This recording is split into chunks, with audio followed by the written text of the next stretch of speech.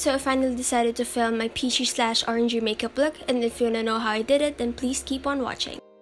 So guys, I already have my base, and then I'm going to apply full zip on my entire eyelids, and same thing with the other eye.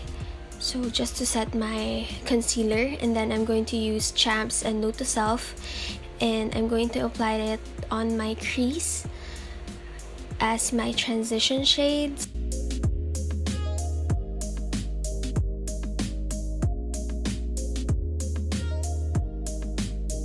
Next shade is Big Cocktail. So, apply ko lang din siya sa crease para mas maging peachy or orangey yung eye makeup kasi hindi masyado nakikita yung Champs and Note to Self sa skin tone ko.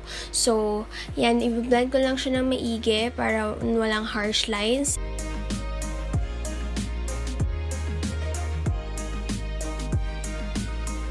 Next, I'm going to use Butter Cake as my inner corner highlight, and in-apply ko lang siya using a brush.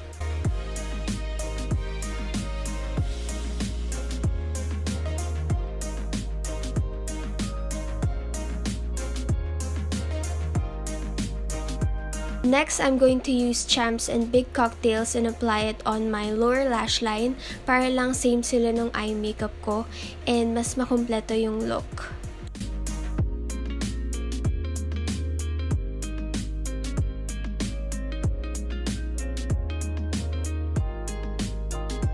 First, I'm going to use Full Zip as my brow bone highlight.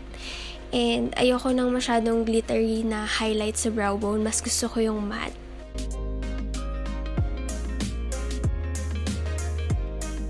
I'm going to use my Makeup Revolution Ultra Contour, and then nag-spray lang ako ng mist sa brush para mas maging intense yung highlight, and grabe, sobrang blinding niya pala.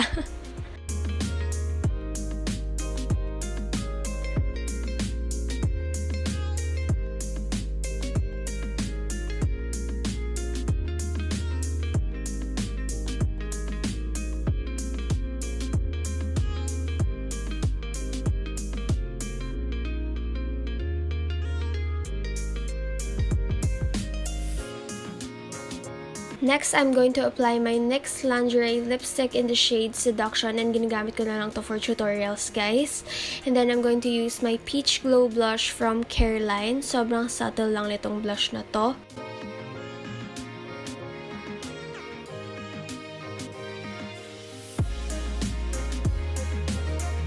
To set my makeup, I'm going to use my Milani Make It Last setting spray. This is my favorite setting spray, as in super affordable niya, and I love it so much. And to finish off this makeup, I'm going to curl my lashes and apply my Clinique Chubby Lash Fattening Mascara in the shade Black.